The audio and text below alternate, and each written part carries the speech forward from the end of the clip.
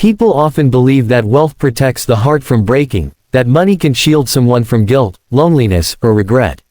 But life has a strange way of proving that a single moment, a single truth, can shake even the strongest and richest people to their core.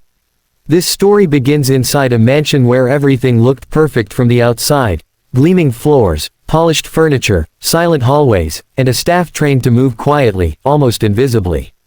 Yet sometimes the quietest places hide the loudest truths. And that is exactly what happened the day a billionaire decided to fire his maid over something as small as checking the fridge. The billionaire, Mr. Raymond Hale, was known for his discipline. He believed in rules, precision, and control. His business empire had been built through strict management, and he expected the same level of perfection in his home. Every task had its timing, every object its place. The staff respected him, not out of affection, but out of fear that a single mistake could cost them their job. And among these employees was Maria, a maid who had worked there for almost a year. She was quiet, soft-spoken, and always did more work than she was asked to. She arrived early, left late, and rarely took a break. But what no one noticed was the constant worry in her eyes, the heaviness in her steps, and the exhaustion that didn't come from just work, but from life itself. One afternoon, as Raymond walked into the kitchen to grab a bottle of water, he stopped in his tracks. The fridge door was open, and Maria stood in front of it, her hand trembling slightly as she reached inside. To him, it looked like she was taking something, stealing food from his home.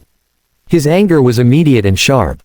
Without asking a single question, without giving her a chance to speak, he raised his voice and demanded an explanation. Maria froze, her eyes widening with shock. She opened her mouth to say something, but fear choked her words before they could come out. Raymond didn't wait. He ordered her to leave the house immediately. She tried to say, "Sir, please," but he cut her off and dismissed her on the spot. The kitchen fell silent, the kind of silence that carries regret long before regret is acknowledged. Maria walked out of the mansion with her head lowered, carrying a small bag of her belongings. She didn't argue. She didn't defend herself. She simply whispered, "I'm sorry," and disappeared through the main gate. Raymond felt a strange discomfort in his chest, but he pushed it aside. He believed he had done the right thing. Rules were rules, and he would not tolerate dishonesty in his house. But that night, he could not sleep. Every time he closed his eyes, he saw her trembling hands, the fear in her voice, and the way she walked away without even trying to explain. Something about the way she left made him feel there was more to the story. The next morning, he asked the house staff if they had ever seen anything suspicious about Maria. Every person said the same thing: "Never, sir." One cook even said, "She works harder than anyone here. Sometimes I think she forgets to eat herself." That statement bothered him. Forgetting to eat. Why would she forget something so basic? He remembered the way she had reached into the fridge, not with greed, but with hesitation, almost like someone desperate but ashamed. The discomfort grew into guilt, and guilt grew into curiosity. Finally, unable to bear the feeling, he asked his driver to take him to the address she had listed in her employment file. The place he arrived at was nothing like the world he lived in. A tiny, run-down apartment building with cracked walls, broken windows, and narrow staircases. He hesitated before climbing the steps. When he knocked on her door, there was no answer at first. But after a few moments, the door opened slightly, and a young girl appeared, thin, pale, with dark circles under her eyes. She looked no older than 10. Behind her, he could see an elderly woman lying on a thin mattress, coughing weakly. The room was cold, dimly lit, and almost empty. No food, no proper furniture, nothing that resembled a comfortable life. Raymond asked softly, "Is your mother home?" The girl nodded and called out, "Mama." Maria slowly stepped into view. When she saw him, her face changed completely: shock, fear, embarrassment, and confusion all at once. She tried to apologize immediately, but her voice broke. Raymond gently raised his hand, signaling for her to stop. He told her he only wanted to understand what had happened yesterday. Tears filled her eyes before she could speak. She rushed to the small corner where a single loaf of bread sat, untouched. She explained that for the past several weeks, her family had been surviving on very little. Her mother was sick, her daughter was hungry, and Maria herself hadn't eaten properly in days. She wasn't stealing food. She wasn't trying to take advantage of him. She was checking the fridge to see if the leftover soups or meals from the day before had been thrown away, because sometimes the servants were allowed to take the discarded food home. She thought she had seen a container that looked old, and she wanted to confirm before asking. But when he caught her, she panicked. She was too ashamed to tell him the truth, that her child had gone to bed hungry the night before, and she didn't want the same thing to happen again.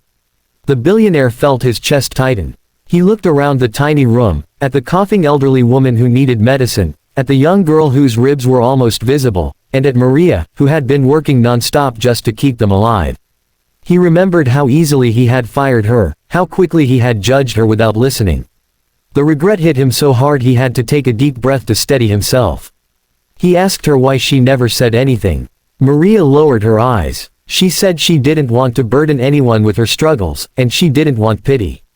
She simply wanted to work honestly and earn enough to feed her family with dignity. In that moment, the billionaire realized that sometimes the people who appear the strongest are the ones silently fighting the hardest battles. He felt a tear slide down his cheek, something that hadn't happened in years. He apologized to her with genuine sincerity, something his ego rarely allowed him to do.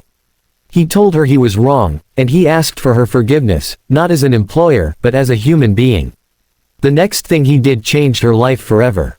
He arranged immediate medical care for her mother, filled her kitchen with groceries, placed money on the table for her daughter's needs, and offered her job back with a higher salary and reduced working hours. When she hesitated, unsure if she should accept, he told her something that stayed with her forever: "You worked for me with honesty. Now let me help your family with the humanity I forgot I had." Maria cried silently, overwhelmed. Her daughter hugged her tightly, relieved and hopeful for the first time in months. Her mother whispered blessings through weak breaths. Raymond walked out of that small apartment that day feeling lighter, not because he had helped someone, but because he had rediscovered a part of himself he had lost in the pursuit of wealth. He realized that money can build a mansion, but only kindness can build a home. And sometimes, the richest person in the room is the one who understands the pain of another. From that day on, he looked at his staff differently, not as workers, but as people with their own stories, struggles, and silent battles. And whenever he opened his fridge, he remembered the lesson that changed him: never judge a person by a single moment, because truth often hides behind fear, and compassion begins when judgment ends.